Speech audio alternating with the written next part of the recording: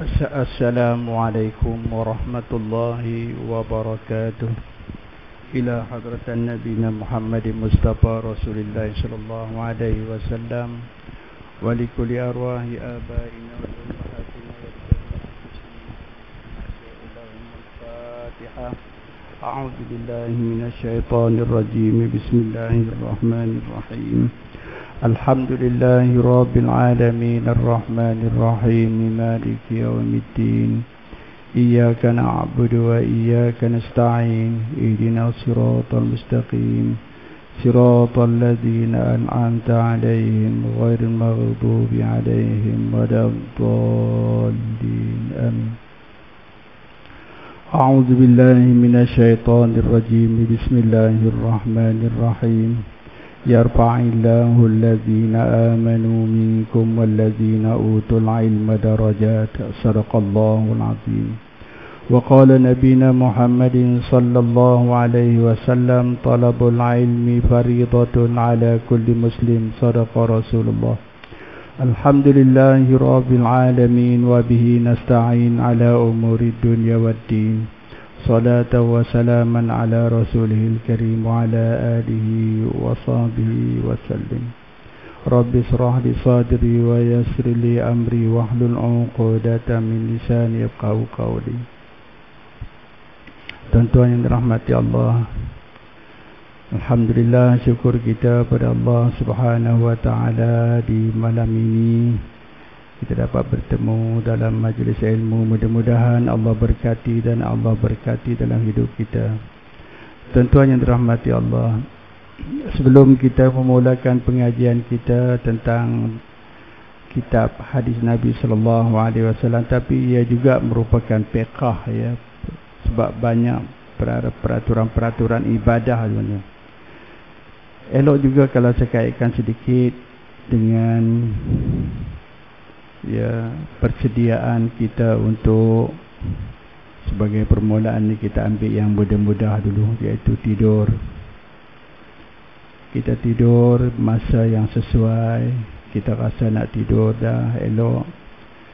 Kalau boleh, yang pertama mengiring menghadap kiblat. Bila baring tu mengarah kiblat. Tapi masuk tu assalamu alayna wa ala ibadillahi salihin, baru kita masuk dalam bilik kita lah kita. Kemudian kita pun terus baring. Kalau nak baring, bismikallahumma ahya wa amut, bila kita nak baring tu, dan menghadap kiblat. Jadi kalau kiblat sini, kepala sini, kaki sini, buat gitu. Kepala, kaki. Jadi baik menghadap, macam kita nak mengkebumikan mayat dalam liang lahat.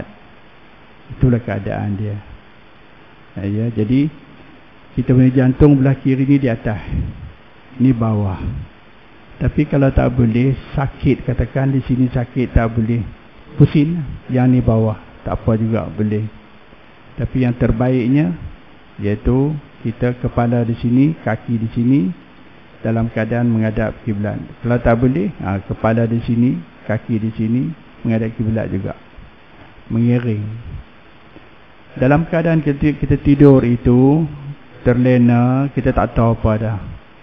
Jadi kita dah dikira beribadah kepada Allah. Tidur itu pun ibadah, pahala tu. Tapi dalam keadaan tidur tadi ni rupanya buah sangat. Buah tak tahulah buah kenapa. Mungkin cacing banyak ke. Perut kita kadang-kadang kalau budak-budak senang. Kalau budak-budak, kalau dia melupuk tu, dah. Tengoklah. Tempat punggung dia tu. Oh, cacing rambu keluar. Gitu cerita dia. Jadi menghadap kiblat. Kemudian bila kita tidur tadi, kita tak tahu. Kadang-kadang kita bergerak ke sana, bergerak kemari, terpusing alih-alih kepala kita ke sana, kaki ke di sini. Macam mana? Ibadah ke tu? Ibadah juga, sebab kita mula dengan keadaan elok. Jadi kalau terpusing tu pun ibadah. Tapi kita kalau dah sedar kita silap, kita bangun dah balik, menghadap kiblat balik, tidur balik elok. Kalau mampulah mengiring, kalau tak mampu, tak apalah, buatlah macam mana yang mampu. Ini pun bukannya wajib, tapi merupakan satu. Baik, kemudiannya Kalau boleh, ya Nabi berpesan kepada isteri baginda Sayyidatina Aisyah, ya Humaira. Baginda panggil isteri Humaira, ya Humaira, wahai putih kemerah-merahan, ya Humaira, sebelum kamu tidur kamu kena baca Quran hatam dulu baru tidur. Terdiam Sayyidatina Aisyah, macam mana nak habiskan Quran, ya 30 juz. Tapi Nabi kata, senang aja, tak susah. Nabi jawab terus, kamu baca suratul Ikhlas 3 kali, memadai. Baca 3 kali ulang, menyamai pahalanya macam membaca Quran sampai hatam. Itulah dia. Baik, itu satu. Jadi Sayyidatina Aisyah pun baca yang tu. Dah sudah tu, ya kita baca ayat kursi. Kita baca ayat kursi. Kalau boleh kita baca ayat kursi itu biar 7 kali berhenti. 9 kali berhenti. Cuba tengok saya baca ya. Bismillahirrahmanirrahim. Allahu la ilaha illa huwal hayyul qayyum. La ta'khudhuhu sinatun wa la nawm. Lahu ma fis samawati wa ma fil ard. Man zallazi yashfa'u 'indahu illa biiznih. 'Indahu tu maksilah tawilah. Ya, baca 5 harakat. Itu terbaiknya lah. Tapi tak salah juga kalau kita baca 2 aja. Apa lagi? Ya'lamu ma baina aydihim wa ma khalfahum. 5. Wa la yuhituna bi syai'in min 'ilmihi illa bima syaa'. Masya bila berhenti 6 harakat, 6 gerak jari. Wasi'a kursiyyus samawati wal ard. Lagi 2 lagi. Wala ya'uduhu hifdzuhuma wa huwal 'aliyyul 'azim. 9 kali. Kalau kita baca apa terang jampi, satu daripadanya ayat kursi. Nak menghalau iblis, menghalau syaitan, menghalau hantu. Ya, kita ambil botol itu, baca. Dah habis, hembus. Berapa kali berhenti, baca ayat kursi tadi. Sama, baca 9 kali berhenti. Jangan Allahu la ilaha illallahul qayyum. Itu bukannya lari. Hantu tu tak lari, dia main lagi ramai datang. Ya, sebab bacaan kita tak betul, tajwid tak jaga, apa semua. Baik, kemudian itu ayat kursi ya. Elok baca sebelum kita tidur, baca. Tujuan ayat kursi kita baca ialah untuk menghalau ataupun untuk mengelakkan daripada gangguan iblis dan syaitan waktu malam tu sampailah ke siang. Itu sebab kita tu imam pun baca tadi ayat kursi, elok sangat tu. Ya, terus baca ayat kursi. Ayat kursi kita baca tujuannya menghalau iblis. Dan juga bila kita baca awal malam, iaitu lepas maghrib, malam ni tidak ada gangguan. Kalau kita baca awal siang, iaitu lepas main subuh, selamat, gitu juga keadaan dia. Jadi amalan rutin kita macam tu. Ya, bacaan jangan tinggal. Tak kiralah terpusing colang-caling ke, tak kisah, baca jelah. Ya, colang-caling maksudnya ya mana dulu dia baca, ikut dan dia baca qul huwallah ke dulu, mana ya, itu tak kisah. Tapi ada 3 qul ni kena baca betul untuk mengelakkan daripada sihir manusia, sihir orang. Apa dia? 3 qul, qul huwallah, qul a'udzu birabbil falaq, qul a'udzu birabbin nas. Semua ni kena baca. Belum tidur ni kita baca dulu. Habis yang tu. Dah habis yang tu, kita baca zikir, tasbih, ya, takbir, subhanallah, alhamdulillah, Allahu akbar. Nabi kata kalau boleh kamu baca 10 kali pun memadai. nisbah dia di sisi Allah Subhanahu wa taala walaupun 10, 10, 10, tapi nisbah dia 1500 dia pada timbangan. Tapi pada sebutan lisan mudah sangat. Ya, tapi kalau kamu baca, Nabi kata, kalau kamu baca 33 kali subhanallah, alhamdulillah 33 kali, Allahu akbar 34 kali, jumlah semua 100, ya, nisbah di sisi Allah, timbangan Allah ialah 1000. Jadi itu ganjaran dia besar. Jadi jangan tinggal. Tapi walaupun disuruh Nabi kata 10, ada juga ya sahabat bertanya, ya Rasulullah, kenapa pula 10 pun kita tak mampu nak baca? Sampai ada yang Nabi kata, kamu takkan mampu nak baca walaupun 10 kali kita. Sini sebutnya. Syaitan datang kepada salah seorang daripada kamu semua ketika hendak tidur dan terus mendodoikan kamu sehingga dia tidur sebelum membaca zikir. Didodoikan oleh syaitan tadi, dia hayun, yun, kita pun sedap, hanyut, ya, terus habis ya. Syaitan datang kepada salah seorang daripada kamu semua ketika solat, lalu mengingatkan sesuatu kepada keperluan sebelum dia membaca zikir tersebut. Ada saja perkara-perkara yang disebutkan, ya, untuk mengingatkan kita ada perkara yang lebih utama, lebih aula lagi daripada zikir tadi. Lalu dia pun tinggal semua tu. Itulah sebabnya Nabi kata walaupun 10 kali, tapi kalau boleh bacalah dia 33, 34. Baik.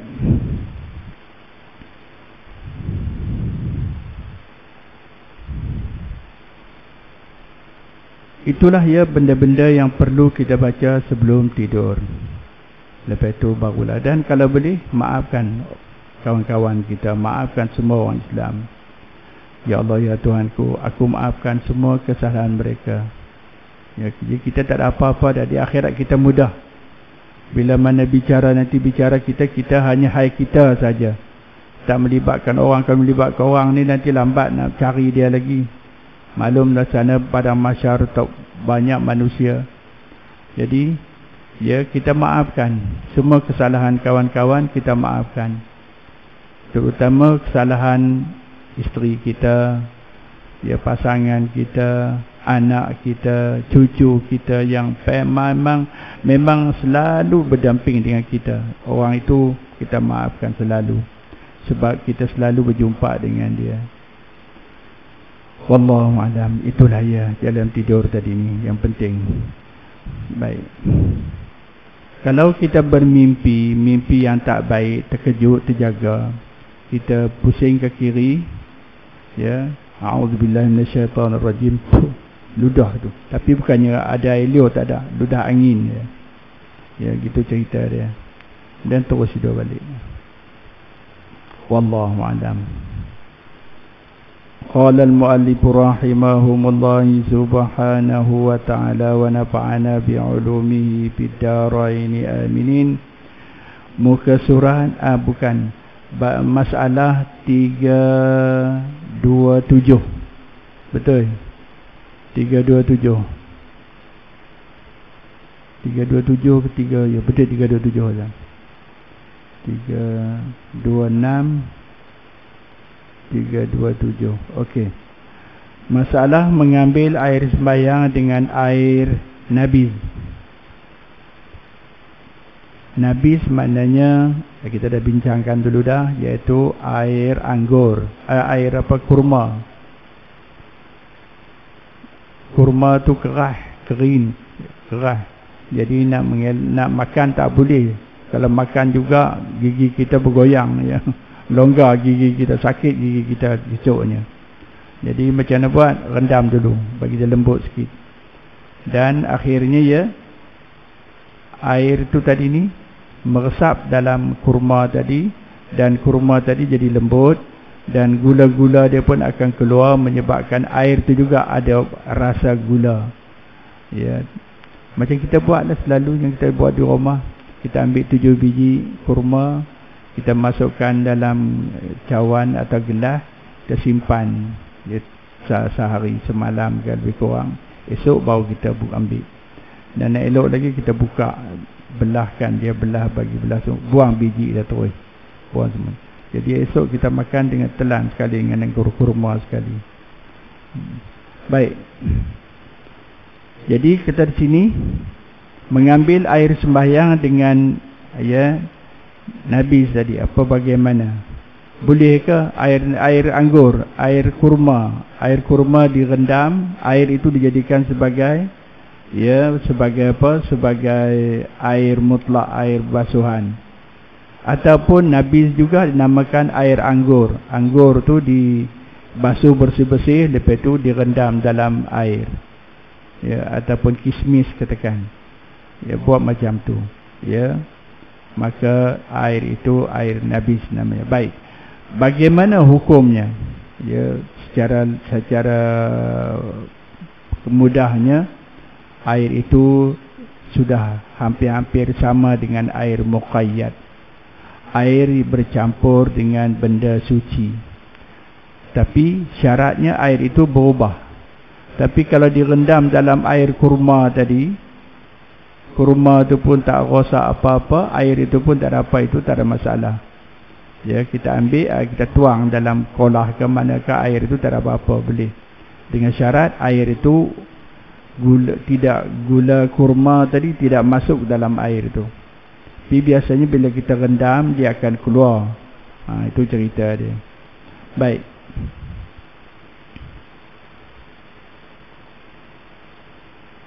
Nabi dia meneripun. Dan sungguhnya telah memikir oleh setengah daripada ahli ilmu. Maksudnya orang yang ilmuwan ni membincang, mencari dan melihat bagaimana akan harus wuduk dengan air nabiz. Boleh tak gunakan berwuduk dengan air nabiz? Ini bagi orang yang tak ada ayak ni. Macam kita ayak banyak, tak ada masalah. Ni mereka ni ayak agak susah ni. Jadi boleh tak digunakan air nabiz ni?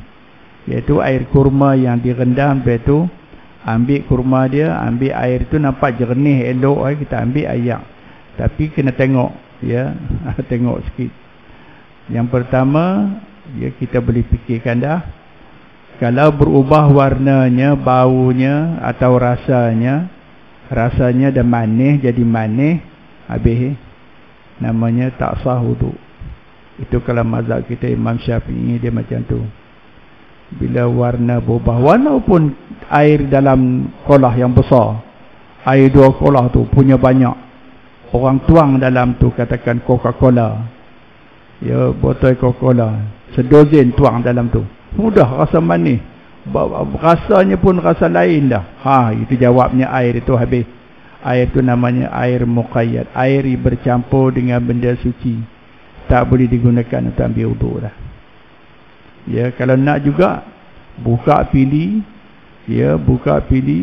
bagi air itu bercampur dengan air mutlak, air baru, sampai kesudahannya air itu tidak lagi manis, warna pun tak dah cantik balik macam biasa, rasanya macam biasa, baunya macam biasa, tak ada dah manis-manis ke apa, tak ada dah.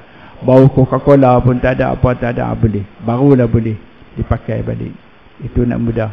Ataupun nak mudah lagi, nak senang lagi, buang air semua tu, ganti baru. Itu je. Macam tadi ni kita nak jimat air, mungkin tak banyak sangat keluar dia. Wallahu a'lam. Baik. Setengah daripada mereka itu Sufyan As-Sauri dan lain-lain daripadanya. Ni orang ilmuwan, orang yang berilmu, yang boleh membincangkan, membicarakan. Apa kata? Dan kata setengah daripada ahli ilmu, tiada sah air sembahyang dengan air Nabi. Tak sah. Kalau gunakan air ni tak boleh. Macam kita ni kata air itulah air gula, air sirap, air apa lagi, air nila, air kopi, buat kenduri, bancuh ayak 1 tong drum besar. 1 tong drum tu bancuh, bolehlah ambil sembahyang, cedok senang, banyak ayak pun. ataupun tu ambil sembahyang dalam tu. Kalau satu tong drum tu memang 2 kolah ada tu, hedok situ juga, boleh tak? Jawabnya, kalau air itu berubah, bukan nama air dah, air serap, ada bertambah ujung air serap, habis tak boleh dah. Air itu namanya suci, tapi tidak menyucikan. Dia suci. Suci maknanya situ boleh makan, boleh minum, boleh telan, tapi tidak menyucikan. Mana tak boleh kita gunakan untuk basuh najis, tak boleh. Baik. Setengah daripada mereka itu Sufyan As-Sauri dan lain daripadanya. Dan kata setengah daripada ahli ilmu, tiada sah air sembahyang dengan air Nabi. Tak boleh. Ni ada, dah komen ini. Tapi kita nanti dan ialah perkataan Syafi'i, imam kita, Imam Syafi'i, yang kita bertaklid dengan mazhab Imam Syafi'i. Imam Syafi'i kata tak boleh, sebab dia tu dianggap sebagai air yang sudah bercampur dengan benda suci. Maka dia suci tapi tidak boleh menyucikan orang lain. Itu maksud dia. Dan Ahmad dan juga Ishaq, dia juga ni pun orang ilmuwan juga ni. Kata Ishaq, jika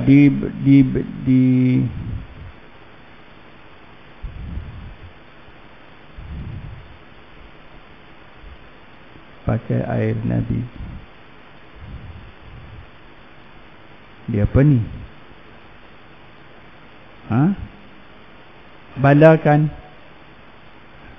Dibalakan seorang itu dengan pasti pakai air Nabi.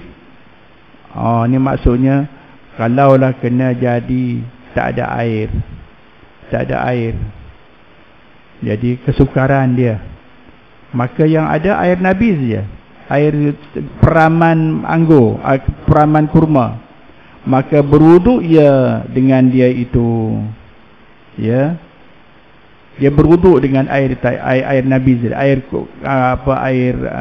tamar tadi. Lepas tu, tetapi tayamum itu suka kepadaku. Imam Syafi'i kata, aku lebih suka kalau kamu bertayamum. Tak payah guna air itu, tak apa. Kalau guna juga tayamum, tapi tak guna pun tak apa, tayamum tu usahlah guna air tu. Ni dibalakan tak ada air ni. Macam kita ni air banyak, tak ada masalah. Kata Abu Isa At-Tirmizi lagi, dan bermula perkataan mereka yang berkata ia tiada sah wudu dengan air Nabi itu lebih akrab kepada hukum Quran dan lebih kuatnya. Maksudnya yang mengatakan tak sah menggunakan air kerendaman daripada anggur tu, al-kurma tu, yang air Nabi tadi ni, ya, dia lebih hampir dengan perintah Al-Quran, hampir dengan perintah, dan lebih kuatnya, lebih asah lagi. Ya. Kerana bahwasanya Allah Ta'ala berfirman ia, فَإِنْ لَمْ تَجِدُوا مَاءً فَتَيَمَّمُوا صَعِيدًا طَيِّبًا. Ini ayat Quran dia. Bila kamu tak ada air, falam tajidu ma'an fatayammamu sa'idan tayyiba. Fa in lam tajidu ma'an, bila mana kamu tak bertemu dengan air, cari air tak jumpa, mana-mana pun tak ada, fatayammamu sa'idan tayyiba, maka tayammumlah kamu dengan tanah yang suci. Ya, itu maksud dia. Artinya, maka jika tiada mendapat sekalian kamu akan air, kata maka hendaklah tayamum sekalian kamu dengan tanah yang suci. Itu maksudnya. Jadi jelas ini ya. Jadi elok kalau boleh katanya, jangan gunakan air Nabi tadi, lebih baik tayamum. Kalaulah air tak ada. Tapi kalau air ada banyak, gunakan air ada. Tu saya pakai yang tu. Kata Qistalani lagi, diriwayatkan Abu Daud daripada Tariq Ibnu Jarir daripada Atta bahwasanya menegah ia mengambil wuduk dengan Nabi. Ini dia. Ya, juga diriwayatkan Abu Daud daripada Tariq Ibnu Jarir mengatakan bahawa mereka juga menegah ia mengambil wuduk dengan menggunakan air rendaman kurma tadi. Ya. Ni macam-macam ya, kalau kita tengok ditambah-tambah untuk memudahkan kita. Yang benda-benda yang kita tak jumpa pun kadang-kadang ada.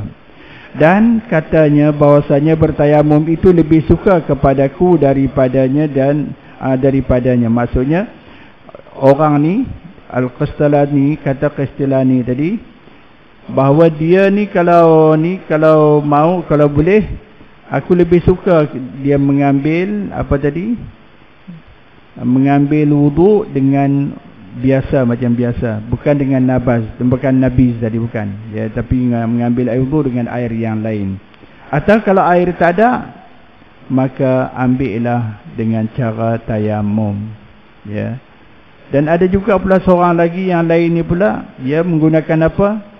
Menggunakan susu, laban, tu laban ni susu ya, dia menggunakan air susu. Oi, mewah sangatlah air susu dijadikan ambil wudu. Mana boleh ya. Tapi ini pun ada dalil dia daripada hadis Nabi SAW. Jadi kita baca aja. Dan katanya bahawasanya bertayamum itu lebih suka kepadaku daripadanya, dan telah mengharuskan wudu dengan nabis oleh Al-Auza'i. Ini semua cerita-cerita sejarah tu orang-orang ni. Auza'i ya, sebarang apa nabis boleh pakai. Rendaman kurma, rendaman anggur, ya, rendaman zaitun, atau apa saja yang sesuai yang boleh dijadikan sebagai, ya, dia akan pecah dan kemudian lepas itu dia akan masuk dalam air itu sendiri. Manis dia pun terasa. Ya. Dan Abu Hanifah, Imam Hanafi, menentukan harus dengan nabis kurma saja. Boleh katanya, tapi hanya dengan air kurma saja. Air kurma yang direndam. Tapi kita pegang satu je, senang. Ikut Syafi'i. Imam Syafi'i mengatakan tak sah. Ya, sebab air nabis itu sudah bercampur dengan air mutlak yang ada tu, dah bercampur dengan anggur kurma yang tamar yang telah direndam, dan manisnya pun sudah pergi kepada air tu sendiri. Bila kita ambil air tu nanti ambil wudu, ya, manisnya pun, gula tu pun akan melekat di tangan kita pula. Baik. Dan Abu Hanifah menentukan harus dengan nabis kurma saja. Nabis anggur tak mau. Di luar negeri, dan luar negeri maksudnya mungkin di luar kawasan dan air tak ada. Ya, kalau itu pun tak boleh pakai juga, kena tayamum. Dan qaryah pada waktu luput air, maksudnya ataupun bukan qaryah ni, qurbah ni.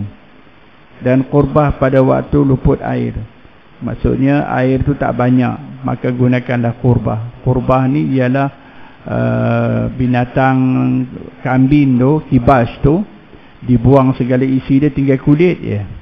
Lepas itu diproses dia elok, diikat, kaki tangan dia ikat, masukkan air ke dalam, dibawa. Cara zaman dulu. Ya, mereka tidak ada macam kita ni tong deram ke tong apa, tak ada. Cara macam tu ya. Kemudian dengan syarat bahawa adalah nabis itu manis, halus, lagi hanyut ia atas anggota seperti air. Dengan syarat terasa manis dia ada. Kalau manis tak ada rasa apa pun, kurma tu pun tak ada apa-apa, itu lain lah. Ya, kalau air tu banyak, lebih 2 kolah, ya, masih boleh digunakan untuk mengambil wudu. Sebab air itu tidak berubah warnanya, rasanya, dan juga apa lagi, warna bau, rasa. Tiga-tiga ni tak berubah, ya, tak ada masalah. Baik. Dan kata Muhammad, dihimpunkan antaranya dan antara tayamum. Ya, apa buat? Gunakan juga nabis, ambil wudu, dan tayamum pun buat juga. Betul.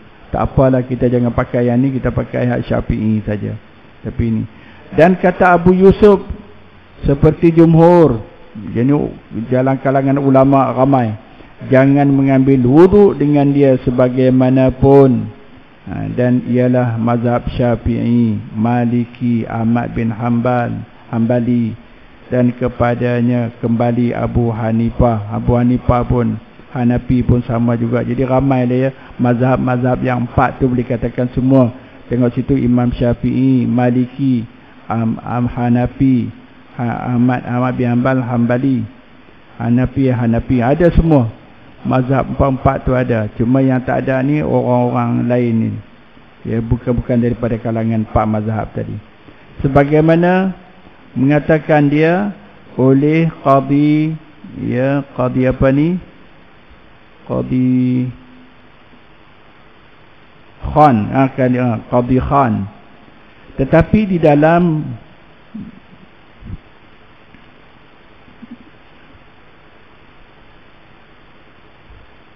Muqid, nama kitab.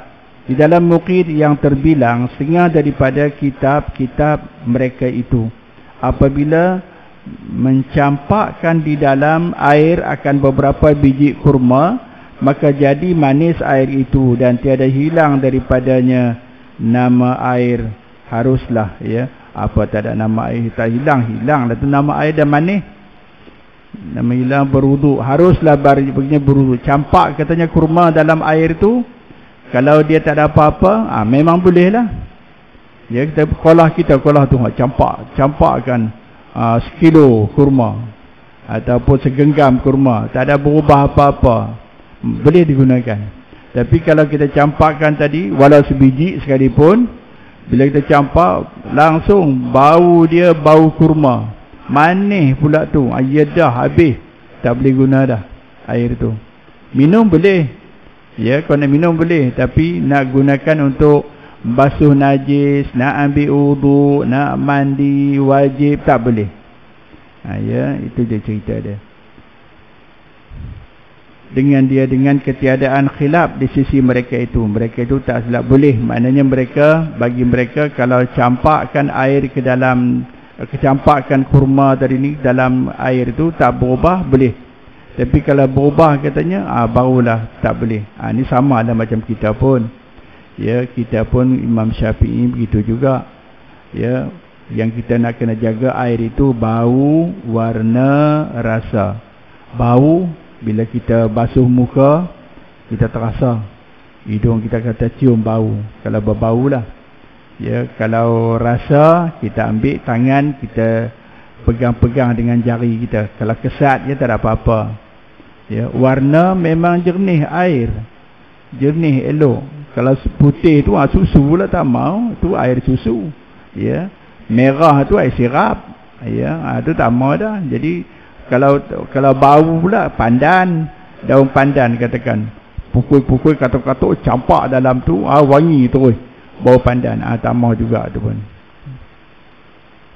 Itu namanya air muqayyad. Mana muqayyad, air yang bercampur dengan benda suci. Ya, contohnya itulah air sirap, air nila, air orange yang kita buat kenuri tu, kenuri kahwin katakan, bancur air 1 tong drum tu punya banyak, 1 tempayan bunuh. Ya, apa salahnya ambillah wuduk dengan air tu? Ya, tak boleh. Ya, kerana air itu bukan lagi nama air mutlak, tapi air muqayyad, air yang bercampur dengan benda suci. Qala al-muallif rahimahumullah subhanahu wa ta'ala wa nafa'ana bi'ulumihi fid dharain amin. Dan mengambil hujah mereka itu dengan hadis Ibnu Mas'ud di dalam masalah 326 itu. Ya, 326 yang di belakang tu, iaitu berhubung dengan Nabi tadi, iaitu mengambil wuduk dengan air nabiz, air anggur tadi. Ya, bagaimana katanya seumpama direndam dalam air. Ini dia punya huraian dia adalah air nabiz itu ialah buah tamar atau kismis dan seumpamanya direndam ke dalam air supaya keluar manisnya kepada air. Jadi dia keluar pada air. Jadi air tu bila kita minum manis. Tapi anggur tu yang dah jadi lembut dah. Bila kita makan tak rasa apa dah, kurang dah. Manis dia lari ke air dah. Lepas tu air tadi ni kita kata nabiz, ada berubah dah. Bukan air ma'un tahur. Ma'un tahur, air yang bersih suci dah. Jadi apa-apa pun masih ada lagi daripada kalangan ya fuqaha yang lain ada mengatakan boleh. Jadi biarkan ke mereka. Kita mengikut mazhab Syafi'i tak boleh, ya. Baik.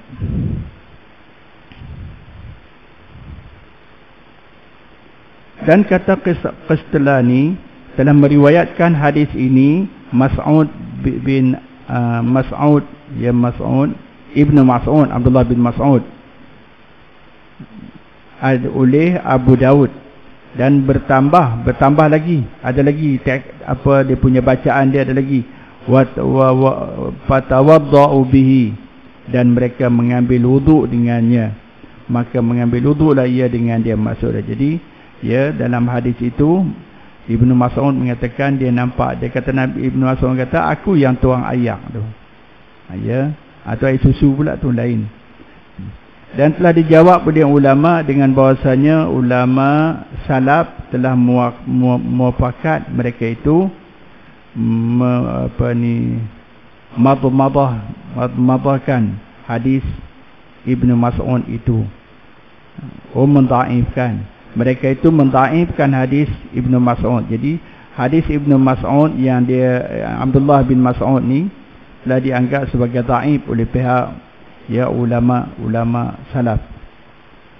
Dan jika sekiranya kita qabul akan sahnya, kalau kita katakan sah, maka ialah mansuh kerana yang demikian itu adalah ia di Mekah dan turun firman Allah Subhanahu wa taala ini fatayammamu sa'idan thayyiba, itu adalah ia di negeri Madinah.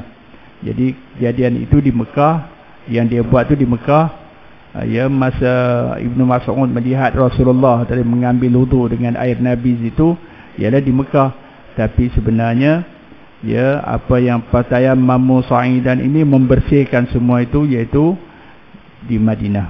Ayat Quran itu turun di Madinah. Jadi selepas kejadian itu berlaku, maka berlakulah pula perintah Allah untuk orang yang ketiadaan air hendaklah dia bertayamum. Jadi kalau air nabiz nak digunakan juga, air kurma tadi, anggaplah air kurma itu tidak sah. Jadi pakailah tayamum. Itu maksud dia.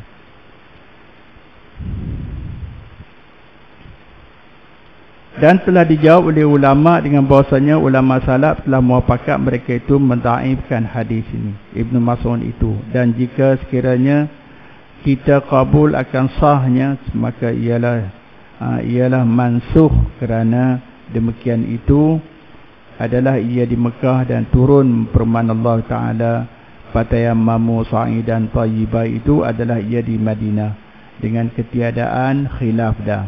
Jadi jelas itu ya. Masa sebelum itu bolehlah, tapi bila mana datang ayat ini maka lebih utamakan ayat fatayammamu tadi.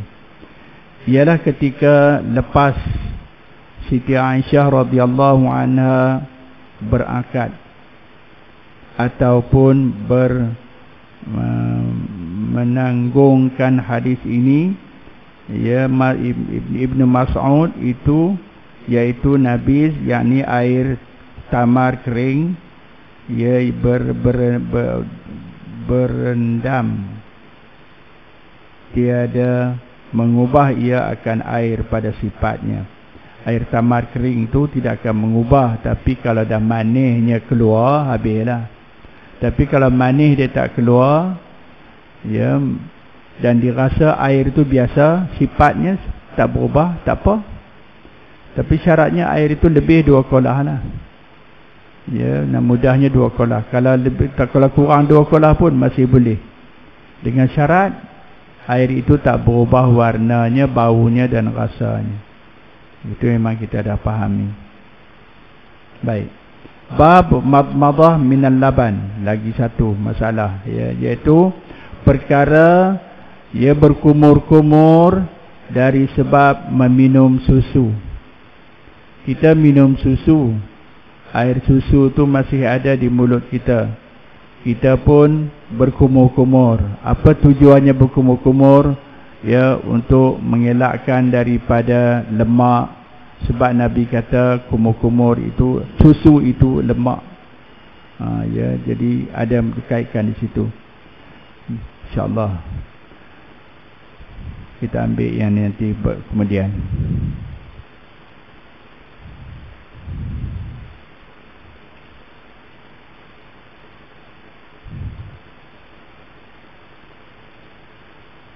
Al-Fatihah. A'udzu billahi minasyaitonir rajim. Bismillahirrahmanirrahim. Alhamdulillahi rabbil alamin arrahmanir rahim maliki yaumiddin. Iyyaka na'budu wa iyyaka nasta'in. Ihdinas siratal mustaqim. Siratal ladzina an'amta 'alaihim ghairil maghdubi 'alaihim waladdallin. Amin. أعوذ بالله من الشيطان الرجيم بسم الله الرحمن الرحيم اللهم صل وسلم على سيدنا محمد وعلى آله وصحبه أجمعين اللهم نور قلوبنا بنور هدايتك كما نرت الأرض بنور شمسك أبدا أبدا اللهم زدنا علما وارزقنا فهما يا رب العالمين وصلى الله عليه والحمد لله رب العالمين سبحان الله وبحمده سبحانك اللهم وبحمدك أشهد أن لا إله إلا أنت أستغفرك وأتوب إليك بسم الله الرحمن الرحيم والعصر إن الإنسان لفي خسر إلا الذين آمنوا وعملوا الصالحات وتواصوا بالحق وتواصوا بالصبر صدق الله العظيم السلام عليكم ورحمة الله وبركاته